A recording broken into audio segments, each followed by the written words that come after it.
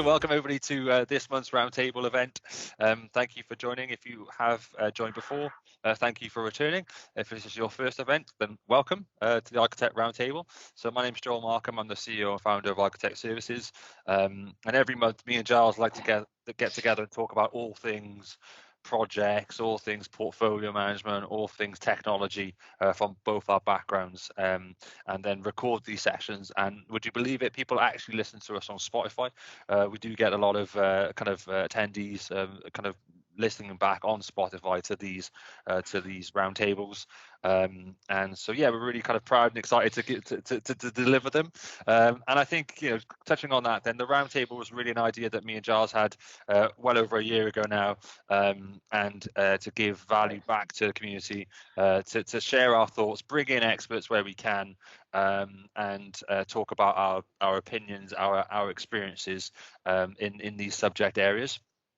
We've tried to change the subject area where possible, but this month is all about innovation in portfolio management. And so this is a topic that is close to Giles's heart and something that Giles is doing and working on at the moment. So Giles has prepared a kind of a slide deck or a pitch or a view of innovation in portfolio management, and we'll just debate it and go through the conversation over the next hour of where we see it and what we see good practices are in this space. So as always, you can ask a question or get involved by putting a comment into the chat window, sharing your views. We can come to you and take you off mute if you raise your hand as well, and we can just have an open dialogue about innovation in portfolio management. So that's a bit about me and what we're doing here. Giles, do you want to can I hand over to you, mate? Can you do your intro and jump straight into the agenda, if that's all right, mate? Yeah, absolutely. Thanks very much. As ever, I still don't have a nailed down intro speech, which you'd think after a year I'd have sorted. Yeah, thanks for everyone for joining. This really, as Joel said, this is a topic that's of real interest to me. So I work in the Cabinet Office within the Central Digital and Data Office. I run the interoperability program, which is a cross-government program on increasing the ability of government to work collaboratively. And I've also recently taken on the enterprise architecture function as part of my remit as well, building that from central government. So there's a lot here about innovation. So part of that process, part of that enterprise architecture is to focus on innovation. How do we bring people together? How do we create an innovation process? How do we create an innovation culture? But also then sort of on the flip side of it, with regards to portfolio management, how do we manage it?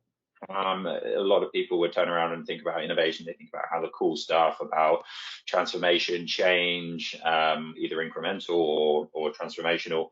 But actually, how do we manage that process? How do we weed out the good things? How do we put? So I'm going to talk through some of that now and through some of these slides. And then I'll hand over to sort of Joel at a point when we get sort of more into the portfolio side of things, to discuss some of the work with regards to what Microsoft does, and I will add my sort of input. And I'd also request, like, if anyone else on the line either disagrees or wants to add any comments or wants to say anything, please put your hand up or please add the comments in. Contradict me, feel free. Open to that contradiction or agreement with me if you think I'm not speaking nonsense. So anyway, I will present my slides and we'll take it from there. Cool. So let me just get this in presentation mode. Cool. Okay. Let me know. Okay, so I think everyone can see that. Joel, can you just confirm this on screen? Yeah. Cool. Yeah. Excellent. So, so definition of innovation. I normally put quotes on this slide from lots of people, but innovation, I mean, there's so much out there to talk about quotes wise. So I thought I'd focus on sort of definition of innovation, and that's about creating value from ideas. It's great to have all the ideas, but it's actually creating an organization and a culture and a way of obtaining value, because the ideas are of no value until you can realize the benefit from them. So you can have all the best ideas in the world. I'm sure everyone here has had an idea at some point to think, you know what, this really annoys me. I would love that if I was able to have an app to do this, or if I had something to do that. And that's the idea. But actually what you need to do is have that process of how do you get that idea, especially in an organization and especially in a mature organization. How do we get that idea through to the creation of value for that business. And we'll just talk through some of that as I go through these slides. So I thought I'd start off with some of the barriers to innovation that I've seen in my experience, and I've also sort of through my learning and innovation. And there's a book I will recommend later on about digital innovation that's really, I think, is really, really good. So seeing innovation as ideas and not managing the whole journey, much like I just touched on in the initial slide. Innovation it's not just about ideas. It's great to have those ideas, but a lot of the time I've found is you can have people who have fantastic ideas, great ideas coming out of your business, but actually they don't have a way of realizing those ideas, or there is a business, the business itself is not geared towards realizing those ideas and the potential opportunities that those ideas provide. So creating a process and a journey for those ideas to progress through the organization to be realized is really important. Not recognizing the need to change. Again, a really important piece for market leaders is not understanding that when you get to that pinnacle, when you get to that place where you feel that you're the market leader, actually you've got to think about, I've still got to innovate and I've still got to change. I've still got to think about how I innovate, how I stay ahead of the competition. So it's really important to recognize there is always a need to change, and that isn't just around massive transformation, that's incremental change and incremental innovation as well. Mindset and complacency, it kind of links back to the previous point. So core competence becomes core rigidity. So this is about more mature organizations. And I think, so some of the people that I've worked with recently and collaborated with, so there's a financial institution that I've worked with that really has outsourced its innovation. So rather than then having an innovation ability within house to develop from a transformational perspective, they just go out and buy companies in order to innovate, in order to take those ideas from those small companies that are willing to take risks, to be agile, to develop new ways of working. So you go out and buy them. So it's a different way of innovating, but the core competence of a company can become almost a bind on the way we deliver innovation. And we'll come to this within the portfolio management and understanding that there are ways of managing innovation, so that incremental innovation or the transformative innovation that requires a different structure. And then a closed information network insulated from new ideas. So I think when I look at the civil service from my position in the centre, I look at all of those departments and I think, well, there's great ideas across each individual department, but they seem very much from their individual or maybe a collaboration of 2 or 3 departments. It's very much seen as that is where that innovation is. I am X department and I do this, and that's where they focus their effort. Whereas actually what I'm looking at from the center, and this comes back to your structure and innovation process and the journey, so I'm looking to gather some of those ideas and there's some of that innovation and the principles of that innovation from across government, and trying to bring that and sort of highlight that work so it can be reused across all those departments and wider afield in the public sector. So influencing each other, challenging each other, and being open to that new innovation is really important. So successful innovators, and so I'm just going to run through these sort of relatively quickly, sort of as a way of highlighting areas that we need to look at in order to have a successful innovation process. So exploring and understanding the ways in which we can change, having that external influence. How do we actually, what do we need? How do we learn from industry? How do we learn from our peers? How do we learn from, and I'll go on to some other areas and some other input areas in a following slide, the different areas where we can explore the need for change. Management of that innovation process, and so it comes back to having an innovation process. And when I first sort of started digging into the idea of innovation and really focusing on this, I hadn't really considered the idea that an innovation process, because this kind of goes against the idea of having it being innovative in lots of ways in sort of my mind, but having a process through which people can, or individuals or groups can process that innovation and that idea from that sort of core tangible, like, I think this would be good, giving them the flexibility to take risks, to push things forwards, to fail. So having a process which allows them to do that. Creating the conditions to enable us to repeat this innovation trick. So you're building their capability. So you set up that process and you start building the capability. So this is repeating the patterns, allowing people to take those risks, so building that capability, that mindset and that culture. And then moving the organization forwards is focusing on the strategy. So build the capability and the strategy. So what areas are we focused on? So the financial company that I previously been working with, really interesting to hear about what their focus was and how their strategy really focused them on how they were going to innovate in the areas of which they were going to innovate. Finally, I think this is sort of is aspirational for a lot of companies, unless you're sort of one of those entrepreneurial young startups where you've got the flexibility, but being able to be dynamic in your approach to the changing environments and the many external factors.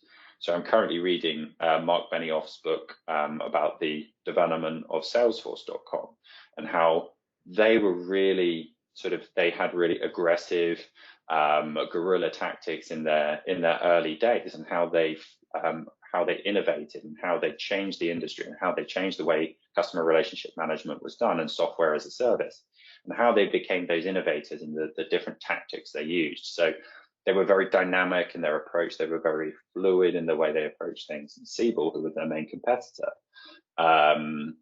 were very sort of rigid and dogmatic. They were the incumbent. So I would very much recommend that book. And I'm only halfway through it, but I'd really recommend it. It's very interesting to listen to see how they were innovative and continue to get that feedback and iterate their processes.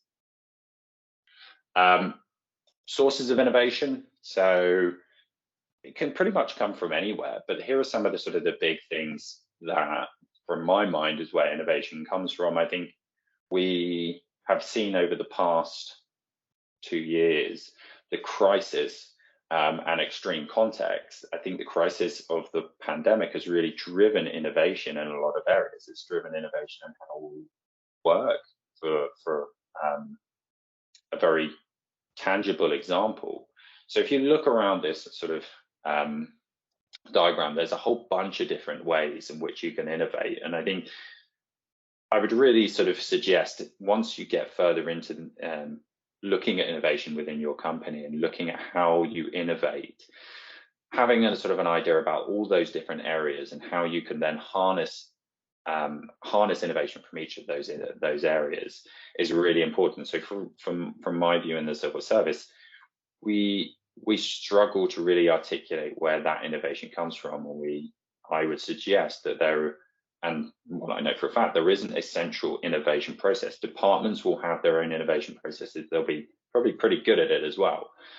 But from a civil service perspective, I think we're missing that opportunity. So I think then creating that process, creating that structure is really important to be able to make the most of innovation and make the most of the talent that we have across the civil service.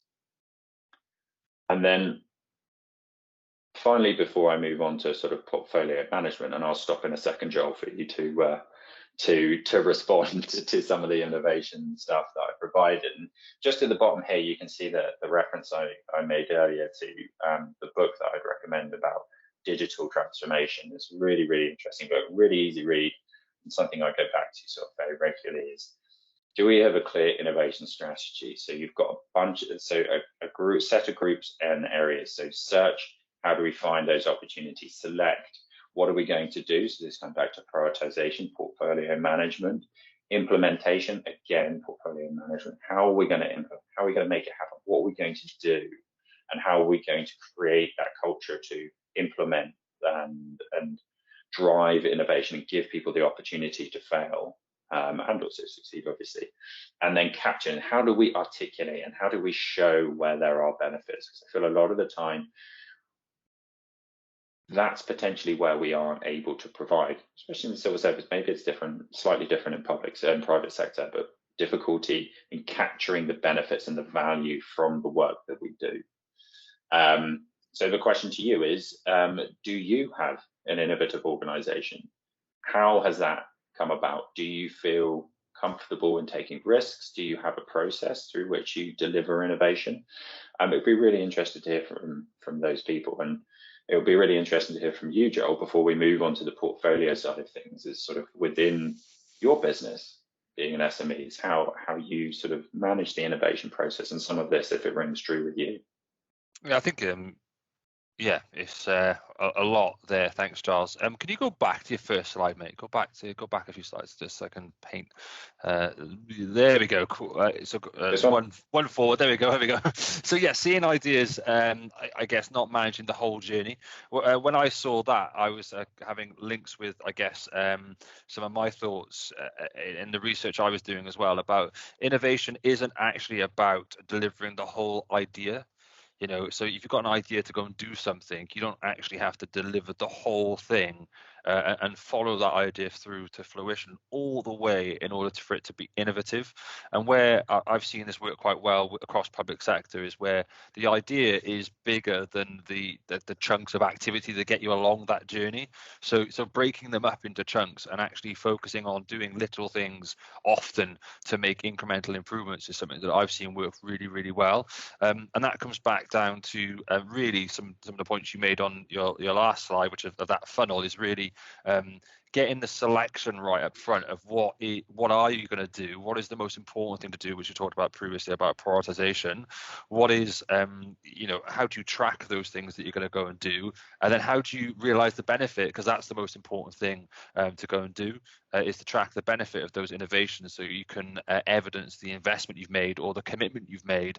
And as humans, we like to see qualification and validation of our success and our input, right? We like to see the fruits of our labor and see the effort that we've put into making this thing better. We like to see it tangibly and feel a part of that journey. So concur with everything you said there across that process and the slides. And and I think this is really sort of the great thing about linking this to portfolio management. And from my perspective, when I talk to people about innovation, they don't think about it from a management perspective. They don't think about it from a portfolio of work and managing that process and understanding how you get from an idea through to the end. It's almost seen as this magic art to innovate, and it has to be this massive change, whereas actually exactly what you're saying there, the majority of what companies do, especially mature organization, is that incremental change, that process, innovation along the way, rather than big wholesale change, because that's actually very difficult to do and to do well. Yeah, and I did find an article this morning when they're kind of trying to research and bring this into something tangible. It's actually a government article. I'll share it in the list. I'm not entirely sure what it relates to, but it's a document. It's like 10 or 15 pages long, or 19 pages long, and it's about designing and managing innovation portfolios. And one of the things that really resonated with me, and I'll share it later, was actually there's a diagram halfway down, which basically is saying, you innovate best when you know what you're innovating within, and you're taking the products and the technology and the processes you've currently got and you incrementally change them. 70-90% of that effort on those existing processes. Innovation is not where you change tact and go and find a different product or a different solution and jump ship to a different product, because that's just difficult. A wholesale change. Yeah, so it's really is concurring with your model there about actually it's incrementally improving those things you already do, those known facts, those known solutions, those known processes. And innovation can be managed in many different ways. And I think we should all be promoting our organizations to say, what are we doing that's innovative this month? We have portfolio boards, right? I mean, you used to have portfolio boards, in our backgrounds. We have project boards. Do we have innovation boards? If you don't, how are you going to innovate? Should we be tracking all those innovations and measuring those? The other point I wanted to raise, which is a bugbear of mine, isn't it? Well, in my view, when you finish the project, that closure, that lessons learned session where you sit in the room, you all sit back and go, yes, we delivered the project, we delivered the new dashboard. Who goes and measures the value of that project? And something that we try and get organizations, our customers, partners to work with is actually capturing the benefits. It's so hard to keep that momentum and get back up and running and go and track those benefits to show the value of the change you've made, which is actually the most important thing that you need to do. Yeah, well, So, that's the whole point. That's the mm, whole point of the innovation is to actually bring value to the business. And I think actually when I have seen much like, and I think this is why it links well with the portfolio management, much like the work we've done together and we did previously in Bays, is creating a portfolio management process using the tools that you developed in collaboration with iCoTech, is actually tracking the progress from the start, that whole customer journey, to say, okay, here are the ideas, here is how we're triaging those ideas, here's mm, how we are progressing and monitoring them, here's the transparency, and mm, here at the end of the process, this is delivery into live, and actually this is how we're going to oversee the benefits realization, really holding people to account for that benefits realization. And don't get me wrong, I know it's super hard, mm, because people tend to finish projects and hand them over and then move on to something else or leave, and benefits realization, from my experience, just kind of gets forgotten because you mm, complete the project and you delivered it into life. You mm, don't We don't pay enough time, we don't give enough time and effort to realize those, to really articulate where we have done well, we've delivered value to our organization, wherever that value sits, whether that's financial or whether that's user satisfaction or mm, whatever type of value you're ascribing to it. mm, I really think that that's really something that I haven't seen done well, mm. is managing that whole process and deliver it and really articulating that value to the Yeah. business. I think I agree with you. It's not, in the kind of P3M3 maturity model. It's kind of level 5, isn't it? Benefits management and Mm, all, and mm. all, and all that kind of good stuff. But actually, it should be the foundation on which you assess and innovation is based on. And I have seen it done, quite well across public sector. Companies House was one organisation that did it quite well, and we had some good value kind of. Value dashboards in that organization where we were actually estimating the value, and I mean that in terms of the benefit value of the projects across the portfolio, not just the investment, and that was really important to us. It was hard, when you talk about how do you evidence the value of a letter coming into the business or lack of letters coming into the business. There was numbers, there was assumptions, there was how much does it cost to put a person on the ground, and then how many letters can they open a day, and you were doing that kind of maths, those kind of assumption driven formulas. And I think, to answer your question at the start there, it's totally different for a public sector organization to measure its value saving from Mm, innovation than it is for me. It's just totally different. For me, my value in innovation in an SME is more people having conversations with us. yeah, and I It's think just different.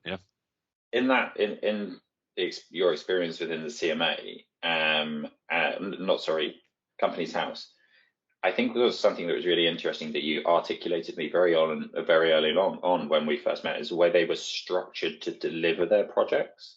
So they had their Scrum teams Mm, delivering each of those projects. So they had a team that was specifically focused on delivering that idea or that innovation or the project, which mm, then took it through that process. And I think that was really the way they had structured their team, mm, was more conducive to seeing something through the mm. whole process, rather than having, we work at this part and then we're going to deliver this bit and then there's another team delivering the next bit, etc. So I think that was really a real positive for the way they worked. Yeah, absolutely agree. And I think it's pros and cons to all those models, isn't it? But yeah, this where innovation comes from. Another thing that was done quite well, I've seen done quite well, and that's how technology can help you, is open up innovation ideas to everybody.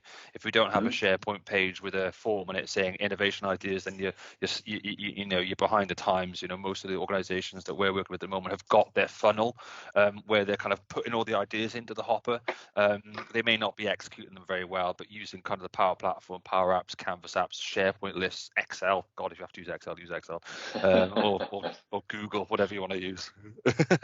Can't believe you So which mentioned it's Salesforce earlier, Giles. But okay, sales. Wow. I'm getting over But it. what's really interesting, and that's what we're really keen to get onto within this conversation, is how, as we go into the portfolio management, is that technically, because I think you can provide an understanding of the innovation process, and you can provide an understanding of how it's important to provide access to everyone to do the search, but actually giving the articulation of your experience and the use of the M365 platform, how that helps innovation. So we'll just move on to if you're okay, we'll move on, unless there's anything to add, to move on to portfolio management. Just do a couple of slides on that, and then it would be interesting to talk a bit more about actually how we go about, and sort of the Bayes example is a good one, and then the rest of your experiences, how we go about harnessing technology to improve, and those examples improve how we deliver innovation and how we deliver change throughout our businesses. Good. So nice little APM definition and a word cloud on portfolio management. We talked about prioritization. How we need the strategy, the overarching strategy, the resource management. We need to understand what we're trying to achieve, and then be able to prioritize the selection of the work. So this is where it comes back to the innovation process, and where we had our funnel of all of those sources of innovation, or sources of, I'd say, innovation going into the hopper, and then making that decision, triaging that work, analyzing what was coming in, and then being able to prioritize all of that work against our organization's strategic objectives. Now, I think there's another thing to consider here around the structure of core activities and then true sort of transformative innovation. And I personally think there's a requirement to separate the two. So general innovation, process innovation, that incremental change with regards to transform, and beside that is transformative change and transformative innovation. So I think actually, from my experience, I think you need two separate areas. I think the structure around a core business and the way they manage risk and the way they view innovation, the way they view change, it's actually hard to provide the scope to deliver a transformative project and the risk that involves in those assurance processes and those core structures. Much like I would suggest in my experience with assurance process in government, there would need to be a relaxation in the risk appetite, or an increase in the risk appetite for truly transformative change. So here we would have a look at sort of portfolio management. There's three areas I wanted to have a look at. So pipeline management, so having overall sight of innovation portfolio, what is coming in, how is it being triaged, and how are decisions being made, and then how are we funding those projects. We're also able to see which projects succeed and which fail. So we're able to utilize that information, and if we have a structured approach, we're able to harvest that information of why things aren't being delivered, why things fail through delivery. And we're able to go back and improve our process, and improve our selection process, improve our triage process, in order to make better decisions on what should be moved through that pipeline. Coordinated approach. This is about sort of reviewing the needs across the business. So incremental change can be done. This goes back to sort of the structure I was talking about earlier. Incremental change can be done within the structure, the traditional structure and the core business of the organization, whereas transformational change needs to be set outside those norms. So it isn't restricted by the common practices within that organization. However, that needs to be managed in a coordinated way, so that we know where the projects need to sit. And then the final one is about metrics and how we're going to measure the success of a project, or measure whether a project should go ahead or not. So although we can make in those core business and the core innovation, although we can make financial predictions on the savings that we would likely make from those core innovations and the process development, it's actually much more difficult in a transformative project to really project out what the savings are likely to be. So using metrics like return on investment, net present value, this could easily kill off those sort of truly transformative sort of projects which are outside the scope of our understanding. So we need to sort of think about different ways of looking at those projects and really measuring whether we think they should go forwards or not. So essentially, sort of one of the ways Google does it is, and sorry, for using Google as an example, Joel, is Google looked at what they're likely to learn from a project or a high risk, essentially a transformational change project, rather than the actual earnings they're going to make from it. So that's how they do their transformational change. In the end, it will be assessed from a financial perspective, but in those initial stages of what an innovation, transformative innovation project is likely to achieve, you need to think about some other metrics outside of what you'll call traditional return on investment or net present value would be. So those are some of those things. So Joel, I don't know if you wanted to sort of talk about a bit more about the portfolio side of things or some of the management process. Yeah, I think all those things are key, and I think when you're talking about portfolio management, in our experience, metrics are key. You know, we should all be driving the evaluation of our portfolio using KPIs and metrics, and almost coming up with those before we enter into those change engagements as well. So, you know, what are we trying to do over 5 years? You know, what's that strategy? You know, directing us to go and do? How does all this change, all those programs, all the portfolios of different types of change across the organization link to that strategy, and how are we going to evaluate the return on investment at the end of that journey? I think KPI management is interesting, and a whole art in itself, and your benefit managers, where this has worked well in my experience, but you've got benefit managers in the same capacity that you've got a business analyst, you know, where we do engage with new clients, and we're talking about portfolio optimization and portfolio prioritization, and showing return on investment, and we've done it most recently with a manufacturing company, you know, trying to evidence the value and return on investment of those projects in the portfolio. You know, when we looked at their org structure, there was, you know, for kind of a lot of people in IT, the numbers are huge. You know, loads of solution architects, load of BAs, and little old one benefit manager in the corner at the end of the org structure.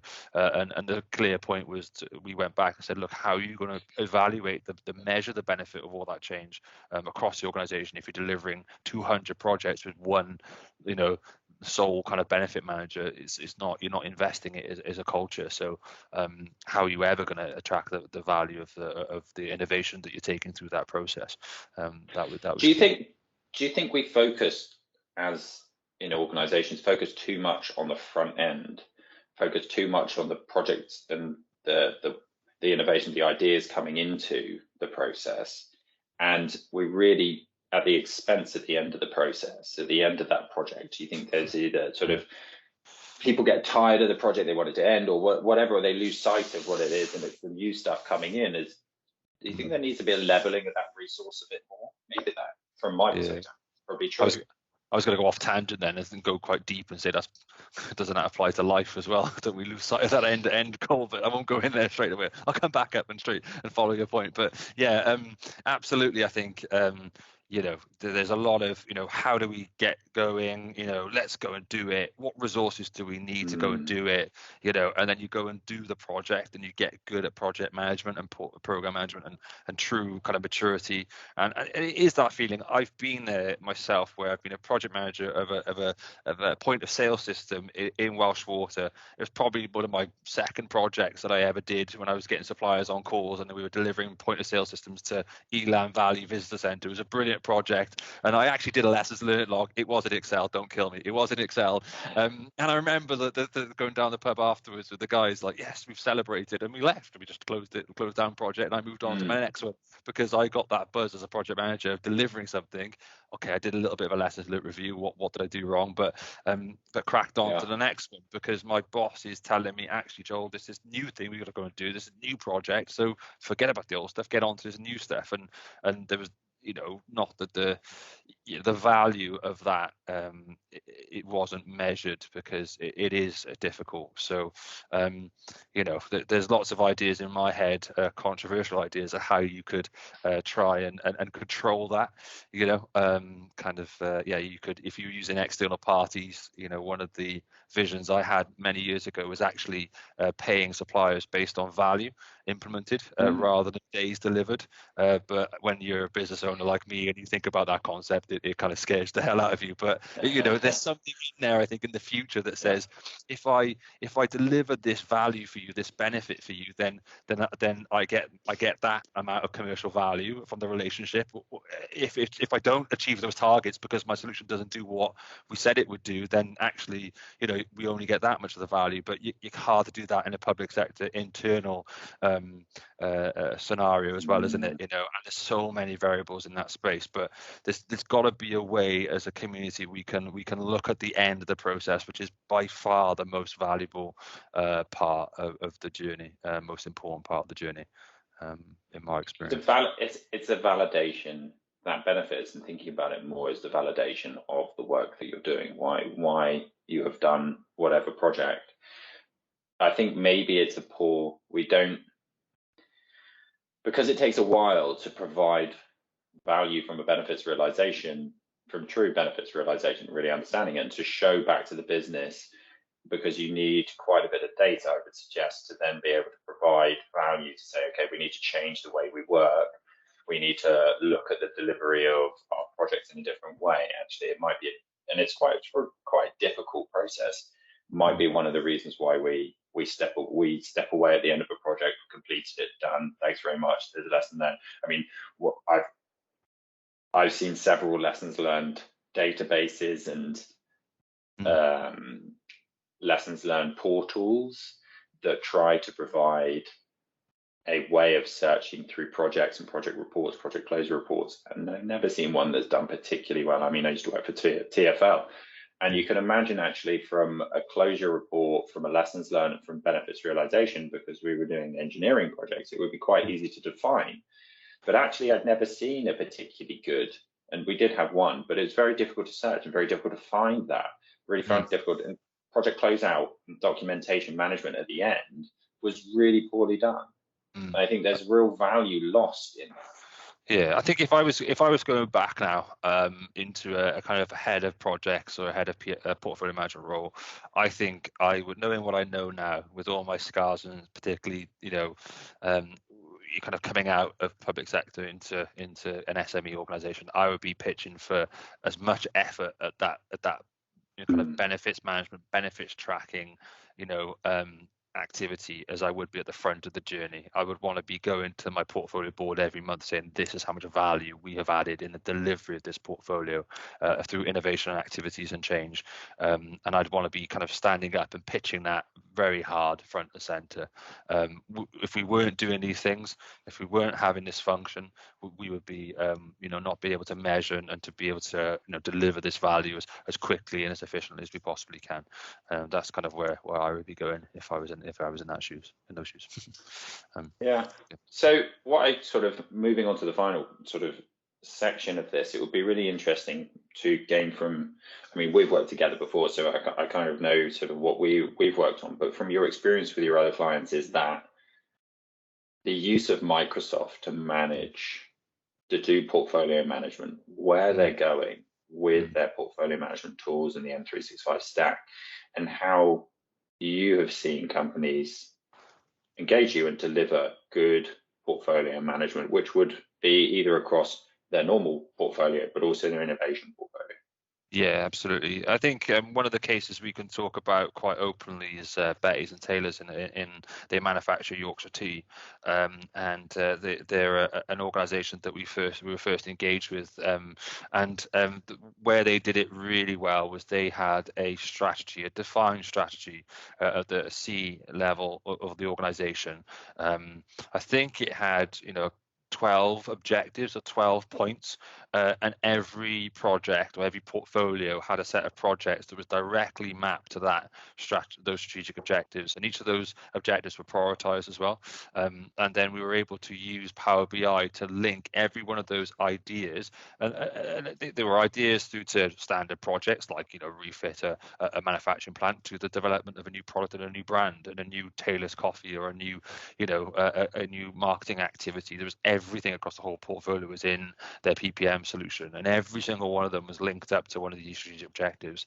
And they didn't know, the people that were doing the pointing and the linking didn't know the priority weighting of those 12 objectives. And then at the board level, at the end of the journey, they were able to look at Power BI dashboards and see the direct link. How are we on track to deliver this, one of the objective 30 or objective 3 in the business plan for this 3-year period, and what are we doing across the organization to affect that? And you know, say one of those objectives would have 15 or 20 different activities on it at one time, and that was, you know, a really mature way of doing it.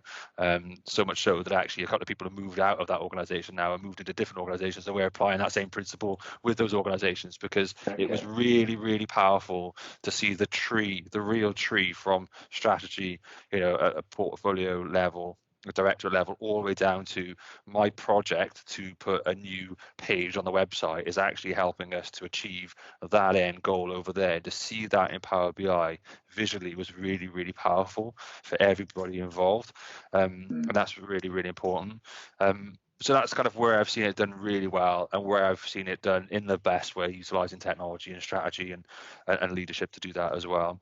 That really did work. Microsoft, where Microsoft are going in the future, it is allowing us to build tools and technologies to do innovation and portfolio management, you know, as efficiently as possible. We recognize, and Microsoft recognize, that no single organization across the world is the same. Nobody's exactly the same. So rather than predefining a product that is predefined to do portfolio management, they've almost given us the toolkit to say, go and build your own. You go and build the customers and the users their own versions of these toolkits, and come up with your own way of doing it. Partner community, you know. So iCoTech have got our own way, you know, our own experiences, our own scars, our own specialty, and the others will as well. But one of the things that's really important is for pipeline, to link back to your pipeline point, there's a product called the Accelerator Pack in Power Platform.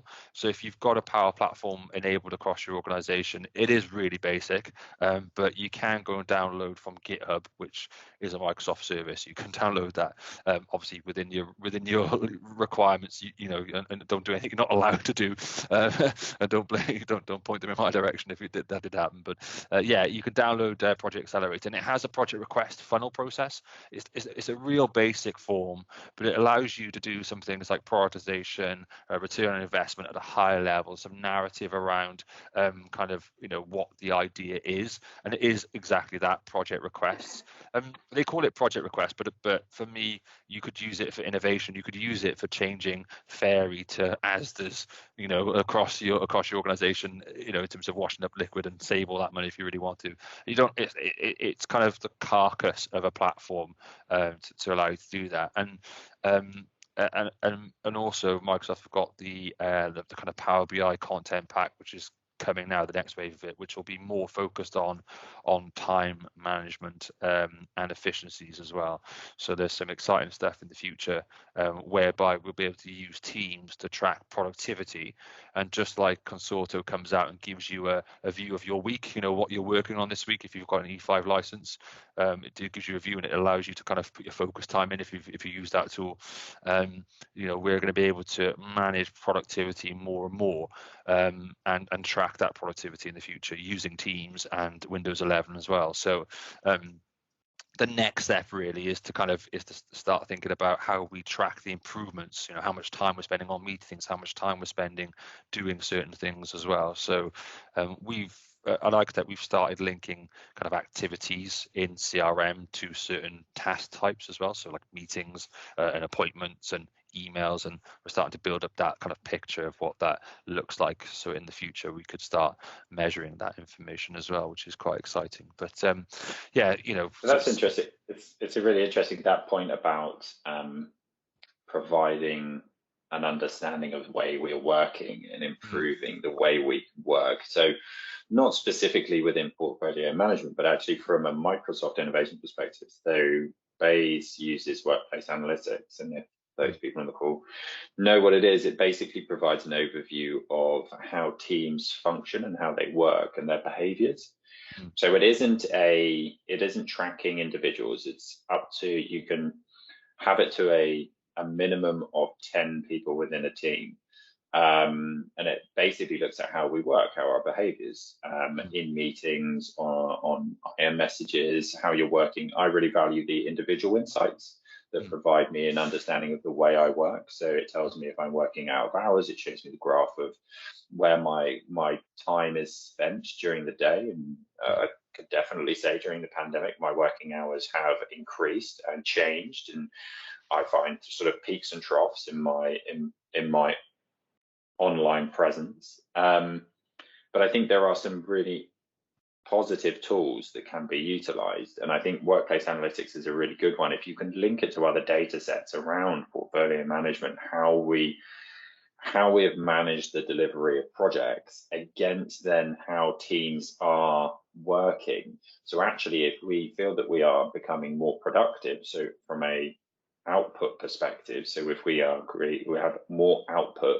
however, is that because our teams are working longer hours? And so you can link two different data sets together and use that. And so actually, it's not just having individual things like a portfolio management, it's actually the whole spectrum of what Microsoft is trying to achieve is really important.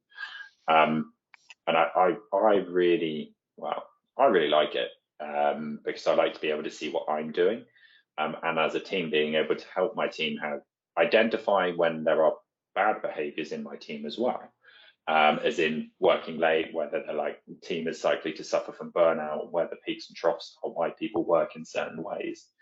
So I think that's a really positive development. And one other area from within my work, looking at the civil service as a group of individual organizations loosely coupled across the banner of the civil service. Microsoft are looking at how we enable better collaboration across those silos. So at present, we're looking at how those departments, how those tenants, if everyone's happy with that term, how that different Microsoft tenants, how they work well, how you collaborate across boundaries.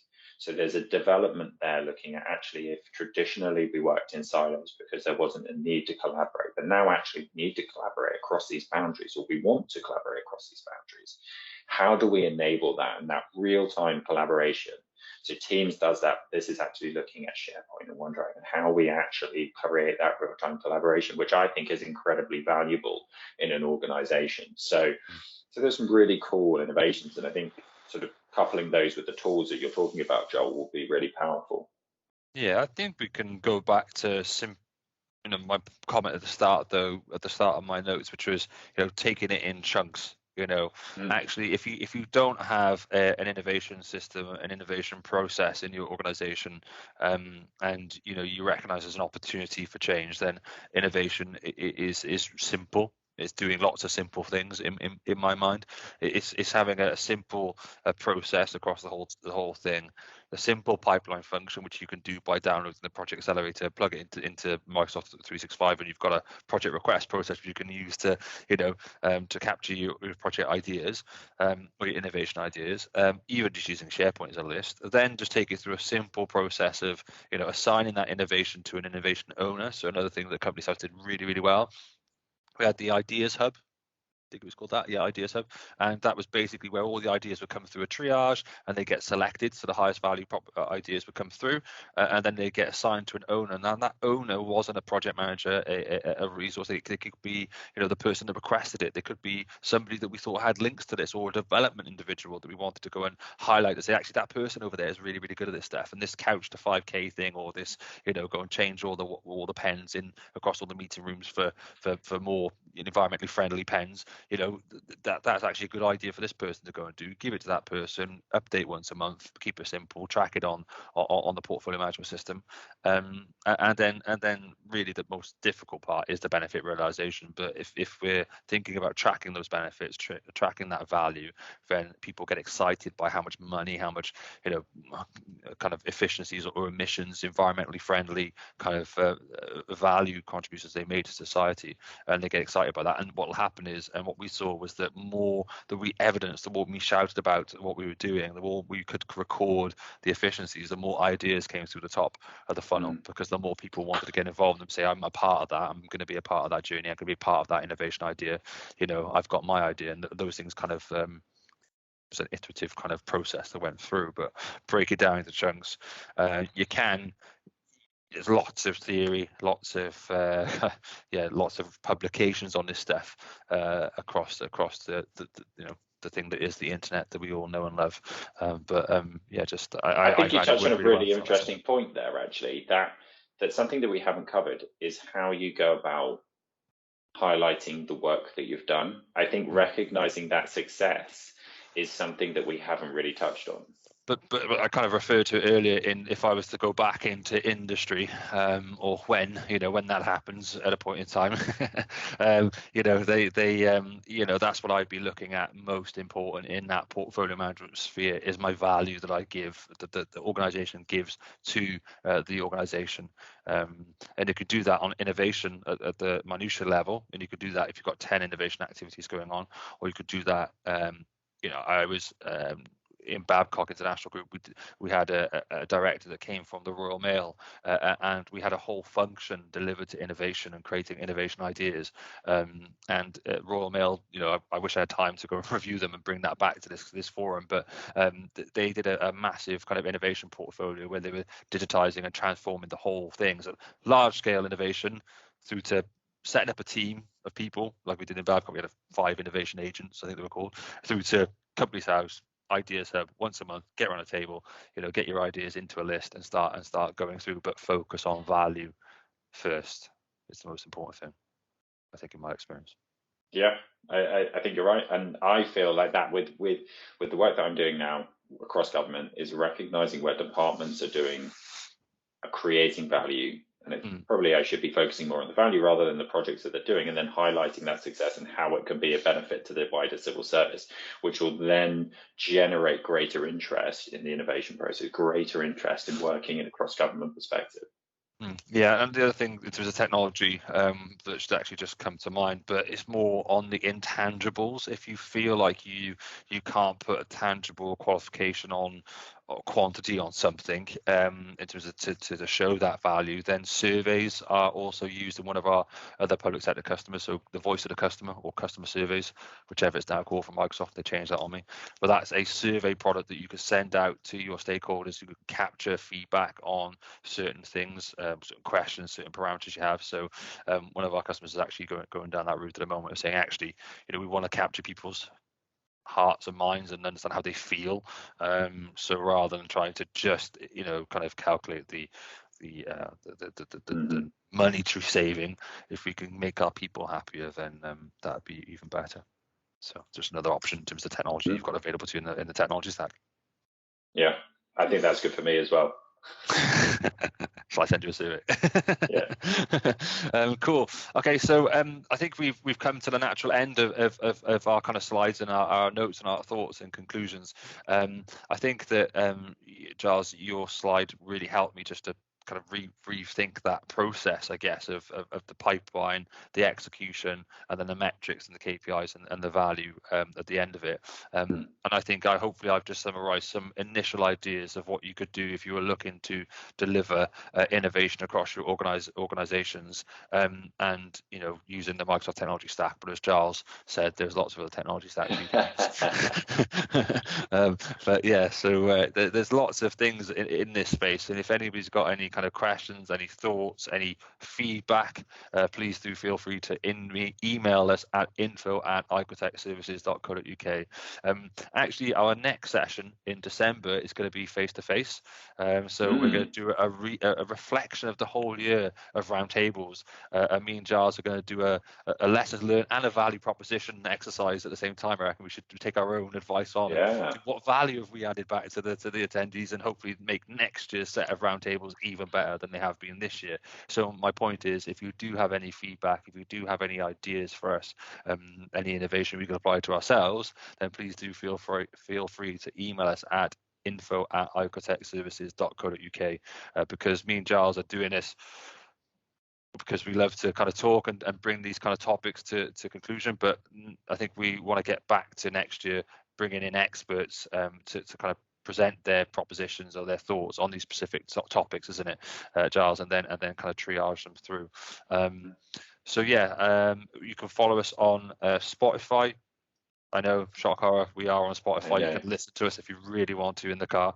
I can't believe that actually gets listened to, but yeah, brilliant that it does.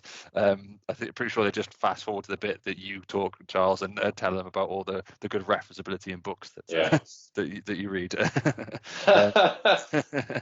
But yeah, I would like to take the opportunity to ask anybody if they've got any questions, any thoughts. Please do. I know we've got 4 minutes left in the diary, so please do feel free to add any kind of your thoughts into here. Or if not, you could also raise your hand and we can come to you and have the dialogue and the conversation that we've had on previous calls. If anybody's got any views. Have you got any final points, Giles? No, I'd just say I'm looking forward to going to a different country to do the next one. On a minute. So it'll be great to do it in person. I think it'll be really cool to look back over the stuff that we've looked at. I mean, there's been some great input from people across from our audience across those webinars, and it's been really interesting getting some of the people that we know from the industry in. So I think I'm really looking forward to that, specifically that review of what we've done, and I would really sort of take this as an opportunity to say to people, if they've got the opportunity and the time to listen into that one, it'll be really good to get an overview of what we discussed across the year. So I think that's a really good opportunity to catch up. Yeah, agreed. And if anybody does have any questions or comments or thoughts or feedback, please do feel free to put it in the chat window. As I said, info@icotechservices.co.uk. We're on LinkedIn as well, so if you want to connect with myself or Giles, feel free to send us over an invite, and we'll be happy to have any chats at any time of day. Me and Giles are a bit like that. Pending diaries. Pending diaries and childcare and things like that. But yeah, if you could get us out of childcare, then we're happy. I speak on behalf of myself there, of course. But yeah, thank you very much for your time today, everybody. Much appreciated, and hopefully you found this useful, insightful, and we'll catch up on the next one. But thank you very much. Stay safe, stay healthy, and catch you on the next one. Cheers now. Thanks very much. Bye. Bye.